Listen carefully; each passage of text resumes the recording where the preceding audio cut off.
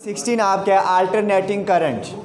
Alternating current already हमने इसका source तो एक पढ़ा हुआ है कि एसी जनरेटर है।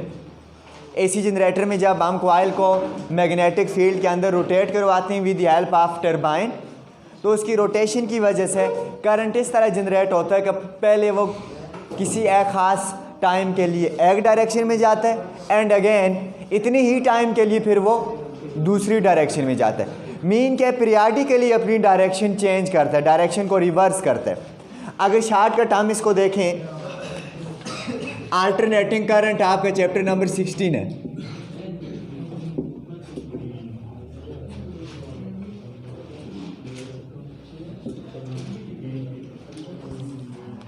सपोज करें कि हमारे पास अगर कोई सर्किट है, लेट्स सपोज ये सर्किट है मेरे पास और ये मैंने कोई लोड डिवाइस आगे लगाई है जिसके क्रॉस आउटपुट मुझे मिल रही है, और ये इस सर्किट का दूसरा टर्मिनल और यूं इसको कनेक्ट किया हुआ है। अगर मैं यहाँ से जो सोर्स है करंट का, करंट इस सर्किट में फ्लो करने करंट ने, और यहाँ सोर्स कनेक्टेड है। अगर सोर्स में यहाँ एसी अगर जनरेटर में कनेक्ट करूँ, एसी जनरेटर सोर्स वो हो, तो क्या होगा कि एक ख़ास टाइम के लिए, सपोज करो कि एक ख़ास टाइम के लिए करंट इस लोड के अक्रॉस किस डायरेक्शन में जा रहा है, from A to B, like इस डायरेक्शन में करंट जा रहा है, और अगले टाइम में मीन इतनी ही टाइम के लिए करंट किधर जाएगा, बी टू है, मीन डायरेक्शन रिवर्स हो जाएगी।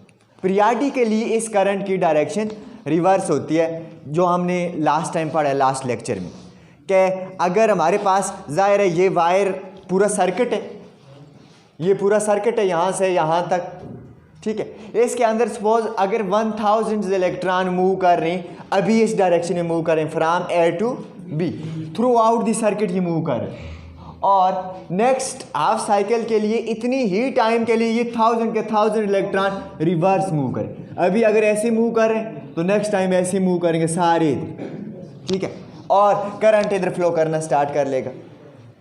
लेकिन इसका मतलब ये नहीं है कि अगर एक टाइम के लिए मतलब सारे इलेक्ट्रॉन यूं जा रहे हैं तो दूसरे टाइम के लिए सारे यूं आ रहे हैं, करंट की डायरेक्शन रिवर्स हो रही है, या इलेक्ट्रॉन्स ऑपोजिट मूव कर रहे हैं तो एनर्जी हमें नहीं मिलेगी। ऐसा नहीं है, एनर्जी हमें मिलेगी।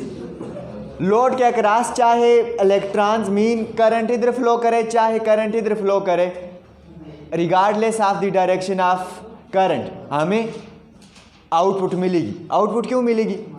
क्योंकि इस सपोज करो ये रेजिस्टर है, कोई ये क्या है, रेजिस्टर है। अब रेजिस्टर के अंदर से जब इलेक्ट्रॉन जाते हैं तो वो अपोज करते हैं इलेक्ट्रॉन की मूवमेंट को, वहाँ कुलयन होती है, इलेक्ट्रॉन अपनी एनर्जी वहाँ देते हैं वर्क करने के लिए, और वो energy in the form of heat हमें मिलती है। सपोज ये आपका फिलामेंट, आप ये बल्ब का फिलामेंट देख लो कि फिलामेंट भी एक रेजिस्टिव कंपोनेंट है। उसमें से जब इलेक्ट्रॉन मूव करते हैं, चाहे इस डायरेक्शन में मूव करें चाहे इस डायरेक्शन में मूव करें, मूवमेंट तो हो रही है ना। तो हमने यही पढ़ा हुआ है कि चार्ज की मूवमेंट या flow of charge generate electric current, ठीक। इट मीन जिस डायरेक्शन में मर्जी जाएं करंट बनेगा, और अगर इस डायरेक्शन में आ रहे हैं तो कुलयन होगी, ठीक है, एनर्जी लॉसेस होंगे, वर्क करना पड़ेगा। चाहे इसके अपोजिट डायरेक्शन बी टू ए आ रहे हैं तब भी इनको वर्क करना पड़ेगा और एनर्जी देनी पड़ेगी, मीन हमें आगे एनर्जी मिलेगी। बात समझ गए कि चाहे करंट की एक डायरेक्शन हो या दूसरी डायरेक्शन हो, लोड के अक्रॉस हमें आउटपुट मिलेगी। अब अगर हमें आउटपुट मिलती है तो डीसी और इसमें क्या डिफरेंस होता है, ठीक है, और ये आउटपुट हम कैसे कैलकुलेट कर सकते हैं, मतलब करंट की कौन सी वैल्यू लेंगे। ये एक ऐसा करंट है अल्टरनेटिंग करंट कि जब एक तो ये एक पीरियडिकली अपनी डायरेक्शन रिवर्स करता है। अल्टरनेटिंग करंट की कौन कौन सी दो कैरेक्टरिस्टिक्स हैं,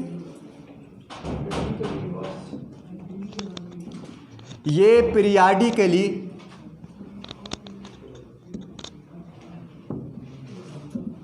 अपनी डायरेक्शन को चेंज करता है, एक ख़ास टाइम इंटरवल के बाद डायरेक्शन चेंज कर देगा। और नंबर 2,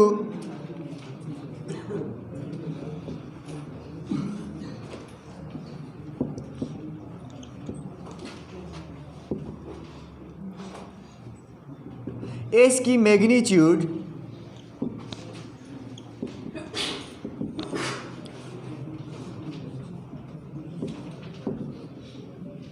इसकी मैग्नीट्यूड डिफरेंट पॉइंट्स पे डिफरेंट होती है। ऐसा नहीं है क्या हम कहें कि अगर ए से बी जा रहा है करंट, तो जितना ए से बी जा रहा है जाती हुई उसकी मैग्नीट्यूड कांस्टेंट रहेगी और आती हुई भी उसकी मैग्नीट्यूड कांस्टेंट रहेगी, ऐसा नहीं है। हर पॉइंट पे इसकी मैग्नीट्यूड चेंज हो रही है, मैग्नीट्यूड इसकी कांस्टेंट नहीं होती।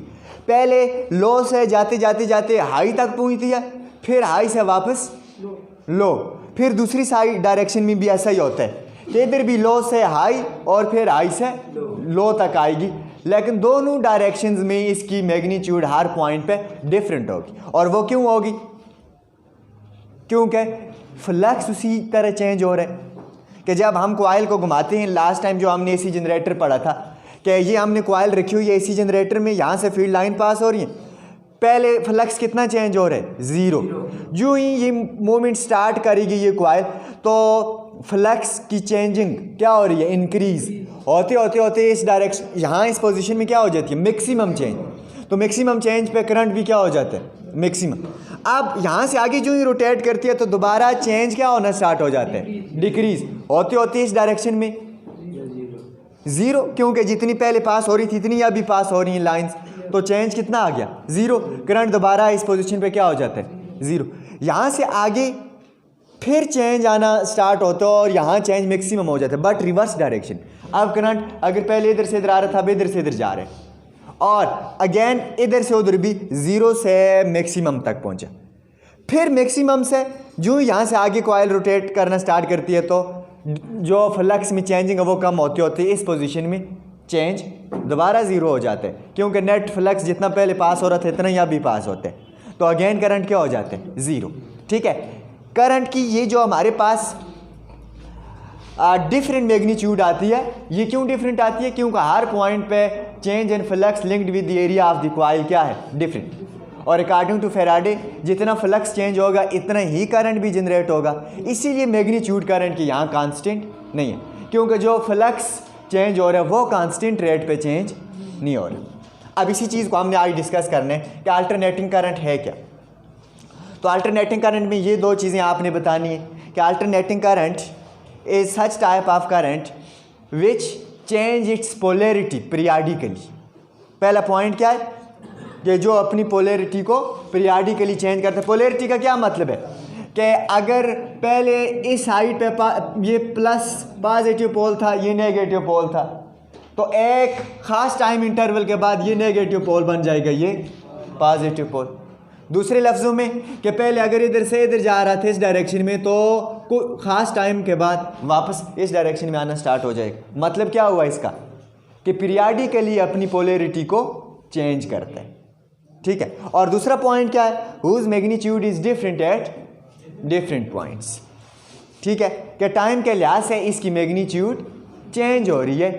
ठीक है, इसकी मैग्नीट्यूड कांस्टेंट नहीं, बट मैग्नीट्यूड भी पीरियडिकली चेंज हो रही है, मैग्नीट्यूड भी पीरियडिकली चेंज हो रही है। तो इसी चीज़ को हमने डिस्कस करना है। तो डेफिनेशन इसकी लिख लें कि अल्टरनेटिंग करंट क्या होता है।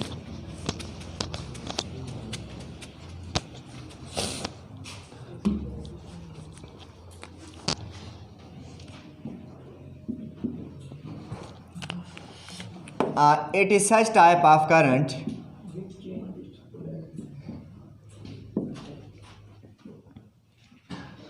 whose polarity changes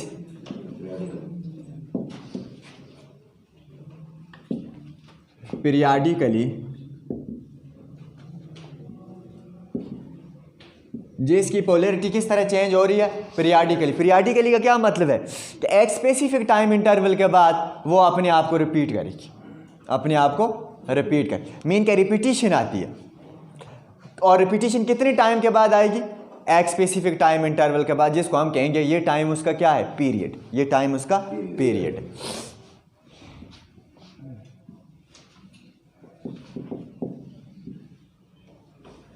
और इसकी मैग्नीट्यूड भी क्या होती है?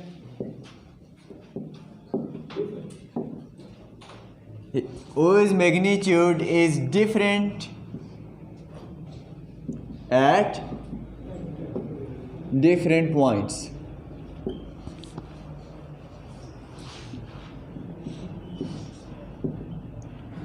अब ये बात तो आ गई कि इसकी पोलैरिटी चेंज होती है, इसकी मैग्नीट्यूड भी हर पॉइंट पे डिफरेंट होती है और ये भी पीरियाडिकली चेंज होती है।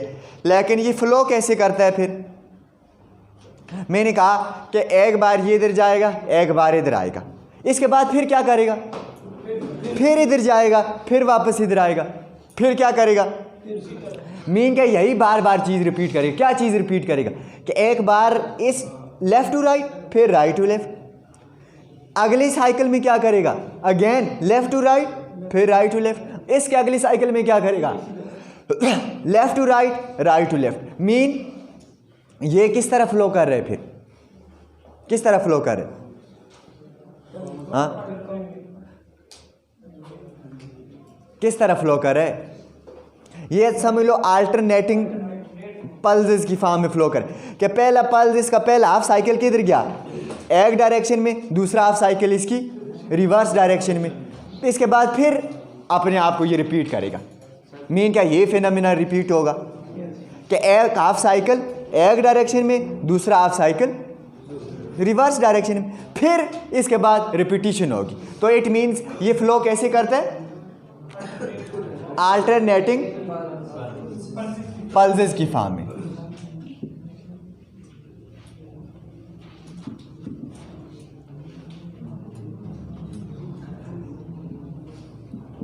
It flows in alternating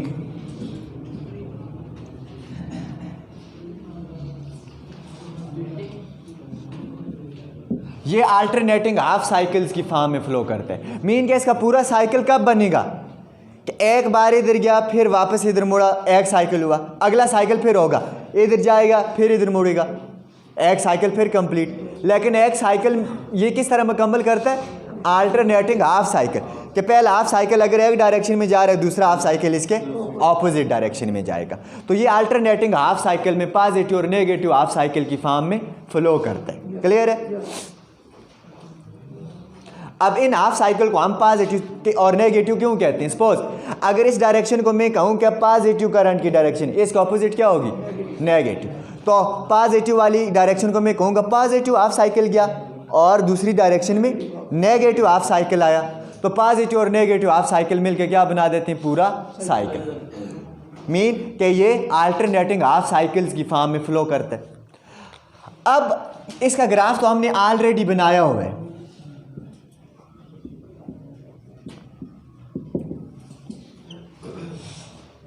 graph तो हमने ऑलरेडी इसका बनाया हुआ है प्रीवियस लेक्चर में, जब ये जनरेट होता है। एसी जनरेटर का लास्ट जो ग्राफ बना था ईएमएफ का, एज वहाँ से हम यहाँ भी बनाएंगे as EMF is given as. ये तो हमने पढ़ा हुआ है ना कि ईएमएफ किसके इक्वल है? किसी भी टाइम इंटरवल टी जो हमारे पास जनरेटर होता है, चूँकि वो एसी करंट जनरेट करता है और उस कॉइल के एंड्स के अक्रॉस किसी भी टाइम टी में, किसी भी टाइम इंटरवल टी में ईएमएफ कितनी बनती है? वो हमने डिराइव की थी। उसका क्या फार्मूला आया था? Maximum EMF. मैक्सिमम ईएमएफ तो तब बनेगी जब हमारे पास कॉइल यहाँ से यहाँ पहुँचा, इस पोजीशन में मैक्सिमम हुई। लेकिन इसमें मैक्सिमम तो ना हुई ना, इसमें भी मैक्सिमम ना हुई। तो एट एन इंटरवल टी इसकी अगर हम ईएमएफ निकालें तो कैसे निकालेंगे? कि maximum EMF into sine of omega T. Omega T क्या है? एंगुलर डिस्प्लेसमेंट, कि कितने एंगल तक ये डिस्प्लेस हुई है। ओमेगा क्या है? कितनी वेलोसिटी से ये घूम रही है, या एंगुलर फ्रीक्वेंसी कह दो कि एक सेकंड में ये कितनी बार घूमती है। क्लियर है? ये तो हमने ऑलरेडी निकाली हुई है ना। और इस इक्वेशन से आप करंट निकाल लो।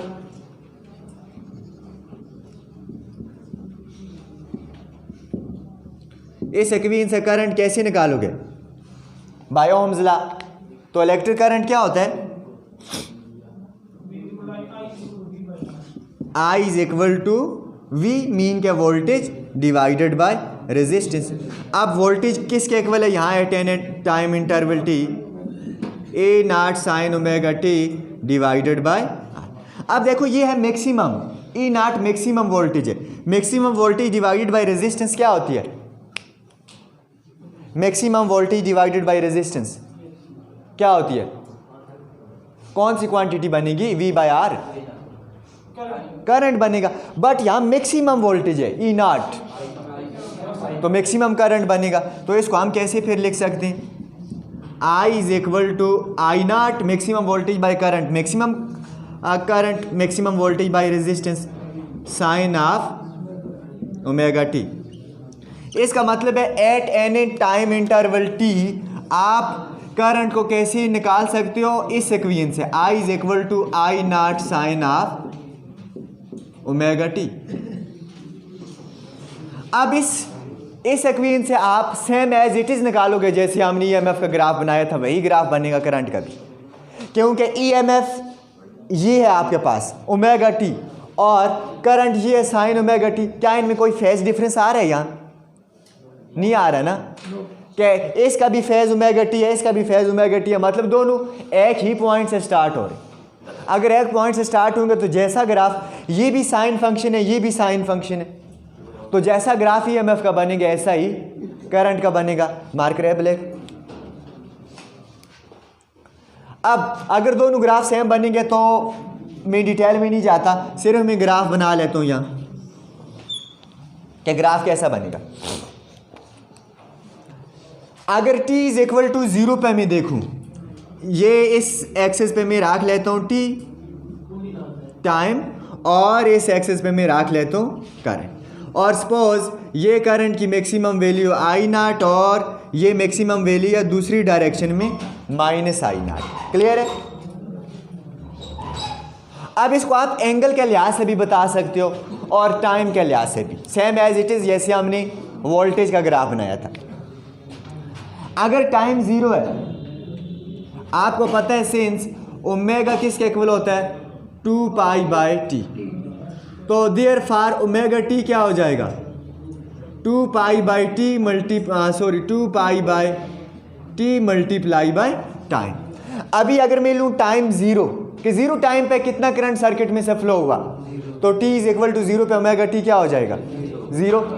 अगर ओमेगा टी 0 हो गया तो इसका मतलब है करंट भी क्या होगा? 0, तो ये पॉइंट आएगा। क्लियर? अब मैं दूसरा पॉइंट लेता हूँ, t इज इक्वल टू क्या हाफ साइकिल अगर कॉइल ने रोटेट किया t/4, यहाँ से यहाँ इस पोजीशन में कितना करंट था? 0, तो कॉइल ने हाफ साइकिल रोटेट किया, यहाँ पहुँची t/4, तो t/4 टाइम में कितना करंट होना चाहिए? मैक्सिमम चेंज आए, मैक्सिमम होना चाहिए। तो हम देख लेते हैं, t की जगह पुट करो t/4, तो t से कैंसिल, ये मैं कहता हूँ कि यहाँ t/4 है, तो t/4 पे क्या हो जाएगा? कैपिटल T से कैंसिल, 2 2s are 4, तो क्या बचेगा? एंगल π/2, तो साइन ऑफ π/2 1, तो 1 multiply I not, it means current कितना फ्लो करेगा? मैक्सिमम। तो इस पॉइंट पे करंट हुआ मैक्सिमम। ये अब इसके बाद क्या होगा? कॉइल यहाँ से यहाँ पहुँची मैक्सिमम, यहाँ से यहाँ पहुँचेगी। अब नेक्स्ट t/4 में दोबारा वही पोजीशन है जो पहली थी, अगेन फ्लक्स चेंज 0 है, तो करंट भी क्या होगा? 0। तो नेक्स्ट t/4 यहाँ से यहाँ तक t/4, तो अगला t/4 यहाँ आएगा, तो वो कितना? 2t/4 हो गया, तो 2t/4 का मतलब t/2। इस पे अगेन करंट क्या हो जाएगा? 0। क्यों? यहाँ पुट कर लो t/2, 2 से कैंसिल, t से कैंसिल, तो ओमेगा टी क्या आएगा? पाई, तो साइन पाई पे क्या होगा? साइन पाई पे क्या आएगी वैल्यू? 0, तो ये आ गया 0। तो इसको अगर हम ग्राफिकली आपस में मैच करें तो इस तरह बनता है ये, क्या 0 से करंट पहले इंक्रीज़ हो रहा है और यहाँ मैक्सिमम को पहुँचने के बाद दोबारा चेंज कम हो रही है, यहाँ से यहाँ चेंज बढ़ी, यहाँ से यहाँ कम होते होते अगेन क्या हो गया? 0, तो चेंज फ्लक्स कम होते होते अगेन 0। क्लियर? अब इसके बाद नेक्स्ट हाफ साइकिल की बारी है, तो नेक्स्ट फिर t/4 जितना टाइम लगेगा हाफ साइकिल कॉइल की रोटेशन में। अब यहाँ आ गया 2t/4, तो इसके बाद क्या आएगा? 3t/4, तो 3t/4 पे कितना करंट होना चाहिए? वैल्यू यहाँ पुट कर सकते हैं आप, कि omega t is equal to t 2π/t multiply 3t/t की जगह 3t/4, टी से 2 2 जार तो कितना आएगा 3π/2 कितना एंगल होता है 270, तो साइन 270 पे क्या हो जाएगा -1 मल्टीप्लाई आई नाट कितना आएगा आंसर -I0। मीन 3t/4 पे करंट -I0 जितना हो गया, इसका मतलब है रिवर्स डायरेक्शन में मैक्सिमम। क्लियर है? तो -I0 ये, और इसके बाद फिर किसकी बारी है 3t/4 के बाद 4t/4, और 4t/4 कितना हो जाएगा t, तो अब पुट करिए इसकी जगह t से कैंसिल तो बचेगा 2π, तो साइन 2π पे क्या हो जाएगा 0, तो इट मीन्स अगेन करंट क्या हो गया 0। तो इसको मैच करो फिर, तो ये ग्राफ बन गया। मीन ये आपके पास आ गया graphical representation of alternating current.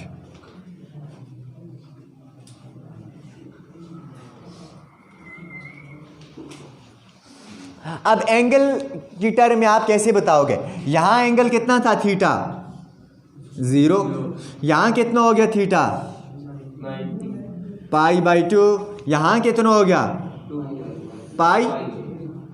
पाई हो गया ना 180, यहां कितना हो गया 3π/2 270, और यहां कितना हो गया 2π।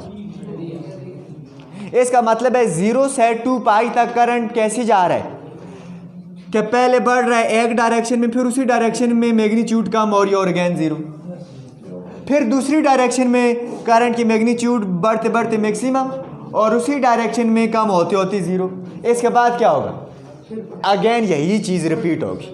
अगर यही चीज़ रिपीट होगी तो इसका मतलब है यहाँ से यहाँ तक इसने अपना एक साइकिल मुकम्मल किया, एक चक्कर मुकम्मल किया, अब दूसरा चक्कर अगेन वही चीज़ रिपीट होगी। क्लियर है? ऐसा ही साइकिल अगला भी बनेगा। अब ये ग्राफ आपको क्या बता रहा है कि ये एक ऐसा करंट है जिसकी पोलैरिटी यहाँ से यहाँ तक एक डायरेक्शन में, यहाँ से यहाँ, इसके बाद फिर क्या होगा ऐसे ही आगे। मीन के इतनी टाइम के बाद ये अपनी पोलैरिटी रिवर्स कर देते, तो पीरियडिकली हर इतने टाइम बाद इसकी पोलैरिटी क्या होती रहेगी चेंज, कि पहले इस डायरेक्शन में जा रहे हैं, इस साइकिल में इस डायरेक्शन में आ रहे हैं, फिर आगे इस डायरेक्शन में जाएंगे साइकिल के दौरान वापस रिवर्स डायरेक्शन में।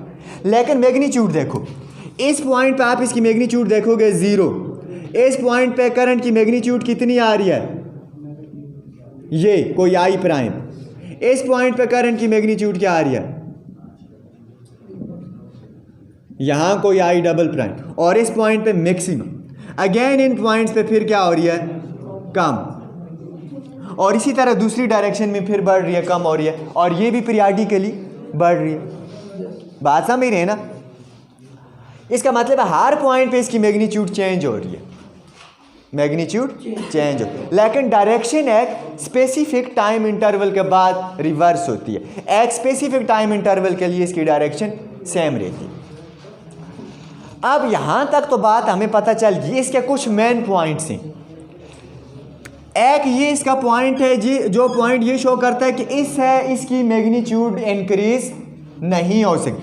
दूसरा ये पॉइंट है, ये भी यही बताता है कि दूसरी डायरेक्शन में भी इससे इसकी मैग्नीट्यूड इंक्रीज, तो मैक्सिमम जिस वैल्यू तक करंट जा सकता है वो वैल्यू इसकी क्या कहलाएगी पीक वैल्यू। वो क्या कहलाएगी? इसका मतलब है ये वाला पॉइंट इसकी किस वैल्यू को शो करेगा peak value of current in one direction, और दूसरी डायरेक्शन में ये वाला पॉइंट शो करेगा पीक वैल्यू। लेकिन ये वाले पॉइंट बीच में क्या शो करते हैं, ये पॉइंट क्या शो करते हैं जीरो वैल्यू को क्या शो करते हैं minimum value of current 0। Clear है? और बीच में इन पॉइंट्स के अलावा जो मर्जी पॉइंट्स हैं वो करंट की किस वैल्यू को शो करेंगे इंस्टेंटेनियस वैल्यू को। पीक वैल्यू ये आ गई और मिनिमम वैल्यू इन पॉइंट्स पे आ गई। बाकी कोई भी पॉइंट ले लो, चाहे आप ये वाला पॉइंट लो, ये लो, ये लो, ये लो, ये पॉइंट्स क्या बताएंगे आपको? Instantaneous value of alternating current. कि अल्टरनेटिंग करंट की इस टाइम इंटरवल पे वैल्यू ये है, इस टाइम इंटरवल पे वैल्यू ये है, इस टाइम इंटरवल पे ये होगी। तो ये कौन सी वैल्यूज हैं? Instantaneous value. मीन क्या ग्राफ से हम क्या क्या चीज़ निकाल सकते हैं? Peak value, peak to peak value भी निकाल सकते हैं। पीक टू पीक, क्या एक पीक से दूसरी पीक तक टोटल वैल्यू कितनी है? तो टोटल कितनी होगी वैसे? हाँ,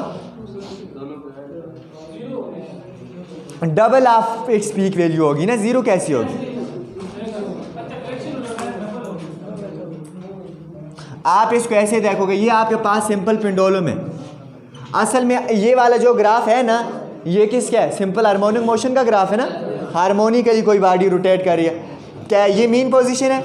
मीन से मैक्सिमम, फिर दोबारा मीन, फिर मीन से दूसरी साइड पे मैक्सिमम। क्या ये पेंडुलम को समझ लीजिए, क्या मीन है, मीन से मैक्सिमम, मैक्सिमम से दोबारा मीन, मीन से दूसरी साइड पे मैक्सिमम, और फिर मैक्सिमम से मीन, फिर मैक्सिमम से मीन।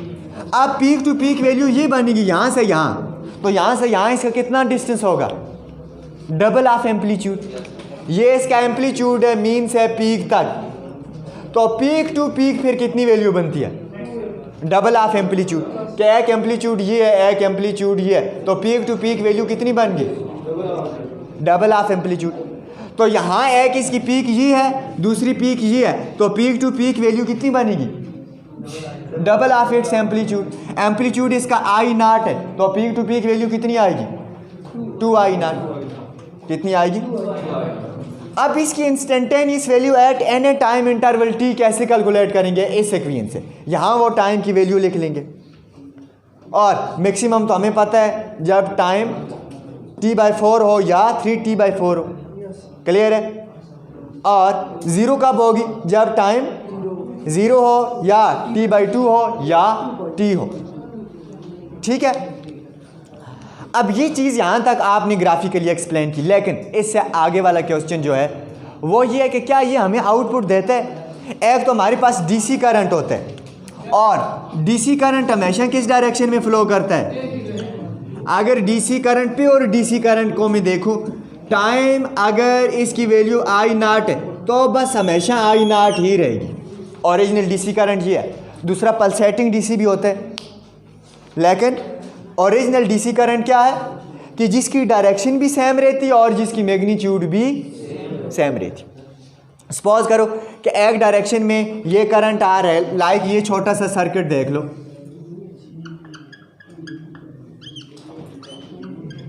यहाँ से डीसी करंट आ रहा है, इस डायरेक्शन में आई, तो इसको वो एनर्जी देगा ये लोड को, और एनर्जी देगा। लेट्स सपोज कि ये हमारा पानी है, हमने बाल्टी में पानी गर्म करना है, ये राड है, ये रेजिस्टिव राड, तो ये राड पानी गर्म करेगा। लेकिन इसी राड को अगर हम एसी पे लगा लेंगे तो क्या ये हमारा पानी गर्म करेगा? हाँ, क्यों नहीं करेगा?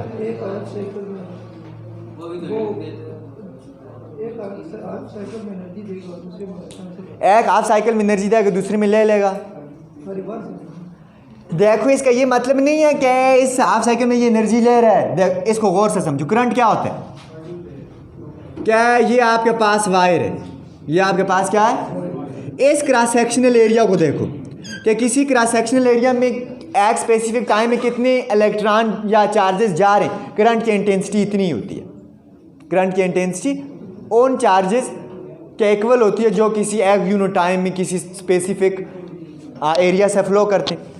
अब सपोज करो कि इस टाइम इस पॉजिटिव हाफ साइकिल के दौरान यहाँ से इधर गए कोई 10 इलेक्ट्रॉन, तो करंट हुआ ना।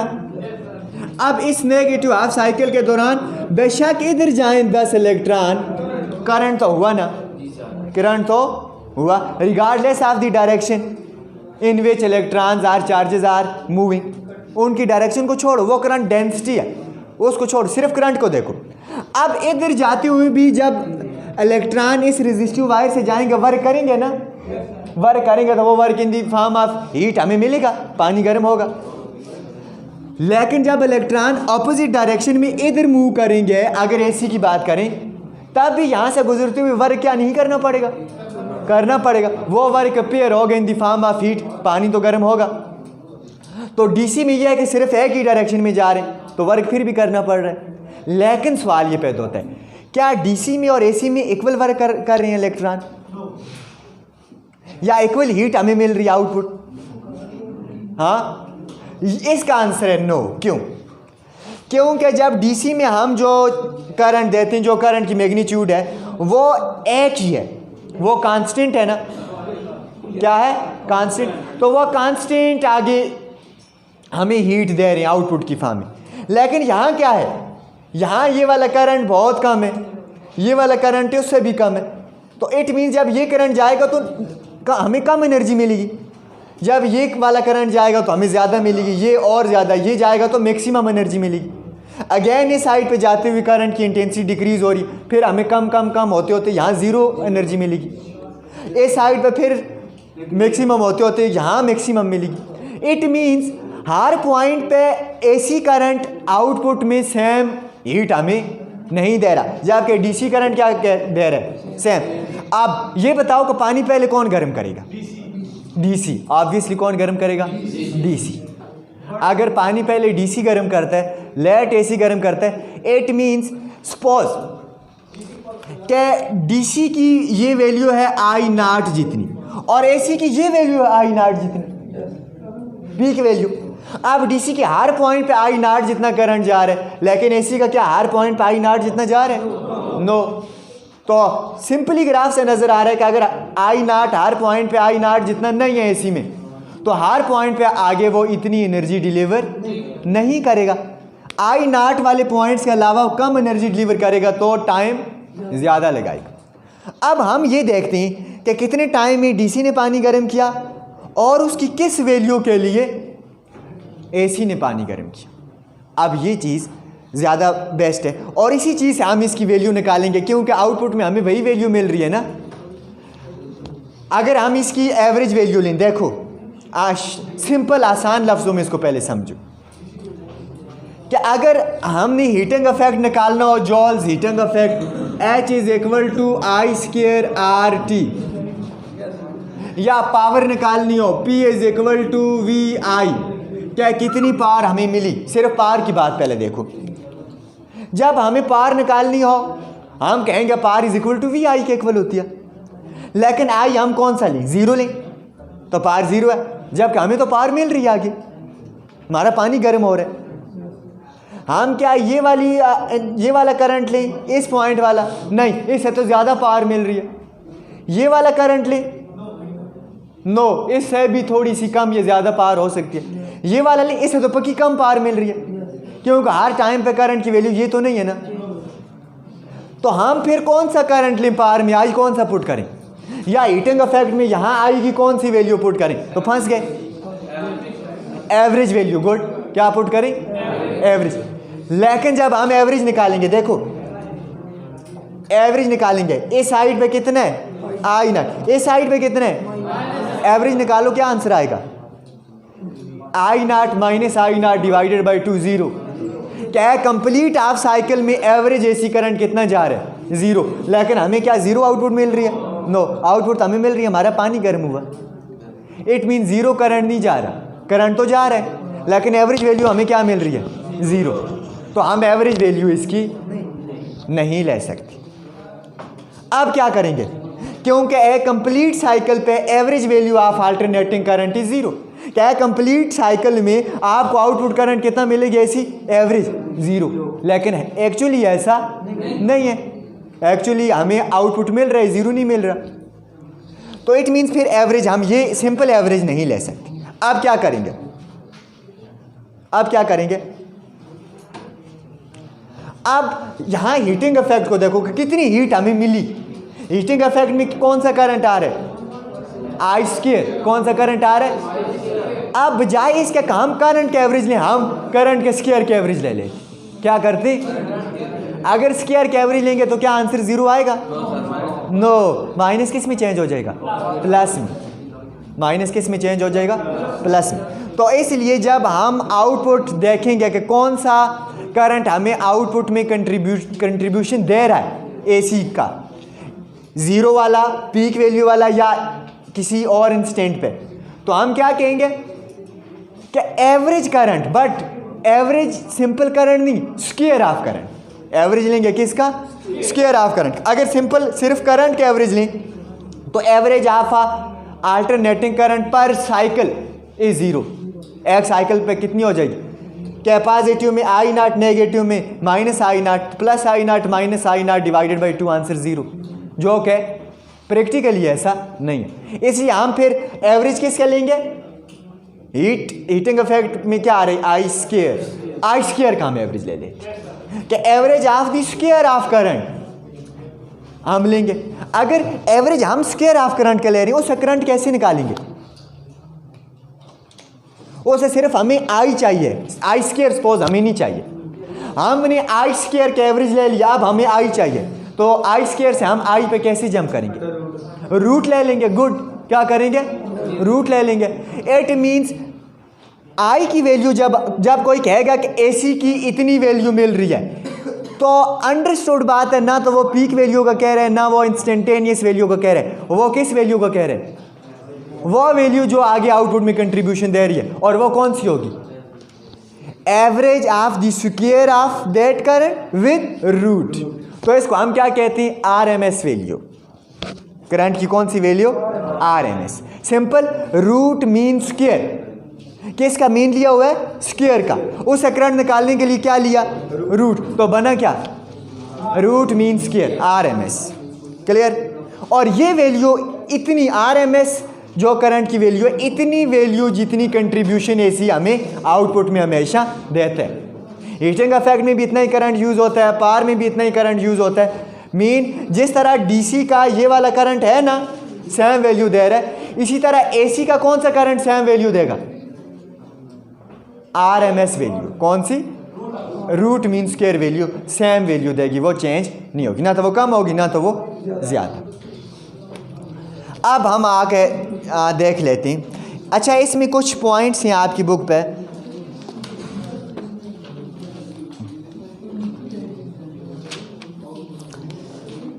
अब एसी का ये चीज़ तो हमने देख ली। हमने कहा कि यहाँ से यहाँ तक एक कंप्लीट साइकिल हो जाता है और उसके बाद ये फिर अपने साइकिल रिपीट करेगा। अब एक सेकंड में ये कितने साइकिल रिपीट कर सकते हैं? मतलब एक सेकंड में ये कॉइल कितने बार घूम सकती है? जितने बार घूमेगी करंट, इतने साइकिल मुकम्मल करेगा। तो पाकिस्तान में 50 साइकिल्स होती हैं। इसका मतलब है इस करंट की फ्रीक्वेंसी एशिया में कितनी है? 50 साइकिल। कितनी है? 50 साइकिल। और फिर फ्रीक्वेंसी को हम कैसे डिफाइन करेंगे? क्या फ्रीक्वेंसी क्या होती है?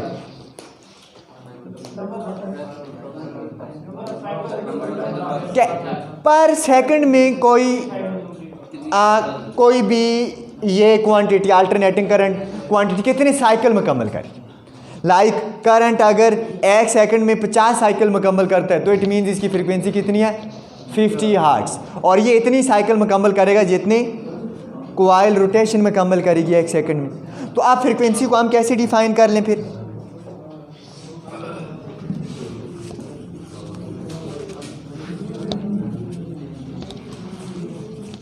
इसकी फिर फ्रीक्वेंसी को हम कैसे डिफाइन करें?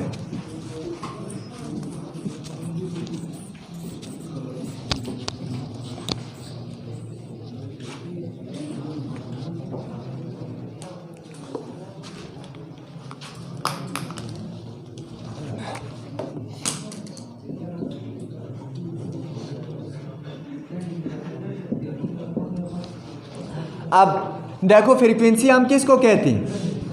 फ्रीक्वेंसी एक ऐसी एंटिटी है जो हमें ये बताएगी कि एक सेकंड में करंट कितने चक्कर मुकम्मल कर रहा है। सिंपल साइकिल्स देखने के लिए, या एक सेकंड में कॉइल जनरेटर के अंदर कितने बार घूम रही है।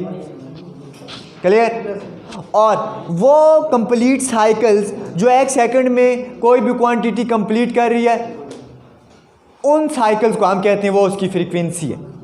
वो उसकी, हमने नाम ये रख दिया फ्रीक्वेंसी, जो हमें ये बताएगी कि कोई भी क्वांटिटी एक सेकंड में कितने बार अपनी चक्कर कंप्लीट कर रही है। तो यहाँ करंट की बात करें तो करंट की फ्रीक्वेंसी क्या होगी फिर, कि नंबर ऑफ साइकिल्स कंप्लीटेड पर सेकंड। फ्रीक्वेंसी क्या होगी, कि नंबर ऑफ साइकिल्स कंप्लीटेड पर सेकंड। ये बताएगा कि एक सेकंड में कितने साइकिल मुकम्मल हुए। 10 मुकम्मल हुए तो फ्रीक्वेंसी 10 है, 100 मुकम्मल हुए तो फ्रीक्वेंसी 100 है, 1 मुकम्मल हुआ तो फ्रीक्वेंसी 1 है। लेकिन इसको हम निकालेंगे कैसे, इसको हम निकालेंगे कैसे। देखो हमने ऑलरेडी एक चीज़ पढ़ी हुई है। सपोज अगर आपको कोई ये कहे पर सेकंड की बात हो रही है, ये बात याद रखना, पर सेकंड की बात हो रही है। अब मैं कहता हूँ कि मैंने ये मार्कर एक यहाँ अपने हाथ पे गिराया, कुछ टाइम 1 सेकंड लगा, ये दूसरा 2 सेकंड, ये तीसरा 3 सेकंड। मैंने 3 सेकंड में 3 मार्कर अपने हाथ पे यहाँ से यहाँ गिराए, तो 1 सेकंड में मैंने कितने मार्कर फाल किए, कैसे निकालोगे, निकालोगे कैसे, क्या टोटल मैंने कितने फाल किए डिवाइडेड बाय टोटल कितना टाइम लगा, तो आएगा कि पर सेकंड में मैंने कितने मार्कर गिराए। तो पर सेकंड में जितने मार्कर गिराए सपोज करो वो फ्रीक्वेंसी है, तो वही फ्रीक्वेंसी 1। यहाँ हमने क्या पढ़ा हुआ है, एज यहाँ से यहाँ करंट कितने टाइम में पहुँचता है, टी में। यहाँ से यहाँ टोटल टाइम कितना लगता है, टी। ये कितने साइकिल हुए टोटल, हाँ 1। ये कितने साइकिल हुए 1। तो फ्रीक्वेंसी कैसे फिर किसके इक्वल हो जाएगी, यहाँ इस एंगल से। तो frequency total number of cycle, total number of cycle क्या है 1 डिवाइडेड बाय टोटल टाइम। तो फ्रीक्वेंसी किसके इक्वल हो जाएगी 1/t। In term of rotation of coil angular frequency की फॉर्म में ये किसके इक्वल हो जाएगी, एंगुलर फ्रीक्वेंसी किसके इक्वल होती है, omega is equal to 2πf। तो यहां से फिर f किसके इक्वल हो जाएगी, ओमेगा बाय 2π। क्लियर है। अब ये चीज़ आपने याद रखनी, और इसका यूनिट क्या होगा, पर सेकंड, जिसको हम क्या कहते हैं, हर्ट्ज। अब अगर आपको इस तरह दिया हो क्या, ये एक हमारे पास करंट है, ये कितने साइकिल मुकम्मल है बताओ। यहां से यहां तक आपको दिया हो कि सपोज 3t लगता है टाइम, इसकी फ्रीक्वेंसी निकालो, कैसे निकालोगे, क्या टोटल कितनी साइकिल डिवाइडेड बाय टोटल कितना टाइम है, डिवाइड करेंगे। अब वो हमें देगा कि 1 सेकंड में कितनी साइकिल मुकम्मल हुई, वही फ्रीक्वेंसी है। तो यहाँ सपोज आपको दिया हुआ है टाइम 3t, तो नंबर ऑफ साइकिल कितनी 1 2 3 4, तो 4 डिवाइडेड बाय ये इसकी फ्रीक्वेंसी हो जाएगी। क्लियर है। और इसी तरह डिफरेंट डायग्राम्स आपको देकर पूछा जा सकता है, वो आपको पता होना चाहिए। अब नेक्स्ट चीज़ आपके पास आ जाती है इंस्टेंटेनियस वैल्यू ऑफ वोल्टेज और करंट। ये मैंने आपको बता दी, कैसे निकालेंगे, I is equal to I not sine of omega t. जिस टाइम पे भी निकालनी है वैल्यू वो टाइम वहाँ पुट करें, और वोल्टेज की वैल्यू भी निकालनी है तो V is equal to V not sine of omega t. तो जिस भी टाइम पे निकालनी है वो टाइम आप वहाँ पुट कर लें। पीक टू पीक वैल्यू क्या होती है, हाँ, peak value mean maximum value reached by a voltage or current from equilibrium position. Equilibrium mean जो लाइन हमने जीरो वाली ड्रा की हुई है ना, वो उस है maximum value on either side, चाहे नेगेटिव डायरेक्शन में या पॉजिटिव डायरेक्शन में, वो उसकी क्या कहलाएगी, पीक वैल्यू। तो पीक टू पीक वैल्यू फिर क्या हो जाएगी, मैक्सिमम टू मैक्सिमम वैल्यू। एक साइड की मैक्सिमम पॉजिटिव वाली मैक्सिमम से दूसरी साइड मैक्सिमम, तो मैक्सिमम टू मैक्सिमम वैल्यू जो है उसको हम क्या कहते हैं, पीक टू पीक। और वो पीक टू पीक वैल्यू किसके इक्वल होती है, डबल ऑफ पीक वैल्यू। क्या सपोज करो ये एक साइड की पीक वैल्यू है आई नॉट, ये दूसरी साइड की पीक वैल्यू है I nought, minus I nought, minus mean दूसरी डायरेक्शन में मैग्नीट्यूड आई नॉट जितनी ही है, तो आई की पीक टू पीक वैल्यू किसके इक्वल हो जाएगी? पीक टू पीक, यहाँ से यहाँ आई नॉट, यहाँ से यहाँ आई नॉट कितनी होगी? 2I0। इस तरह वोल्टेज की कितनी हो जाएगी? 2V0। कितनी हो जाएगी? 2V0। अब ये चीज़ें आपको पता होना चाहिए। अब AC और DC को जब हम कंपेयर करते हैं तो DC में तो डायरेक्ट करंट की सेम वैल्यू हमें आउटपुट दे रही होती है, क्योंकि करंट चेंज कम या ज़्यादा नहीं हो रहा। AC में तो करंट हर पॉइंट पे डिफरेंट मैग्नीट्यूड रखता है, तो इट मीन्स आउटपुट में भी हमें हर पॉइंट पे सेम नहीं मिलेगी। तो कौन सी AC की वैल्यू हमें सेम मैग्नीट्यूड देती है? रूट मीन स्क्वायर वैल्यू, ठीक है ना। अब वो हम निकालते हैं, वो किसके इक्वल होगी और वो कितनी बनती है इन टर्म ऑफ DC, वो कितनी बनती है।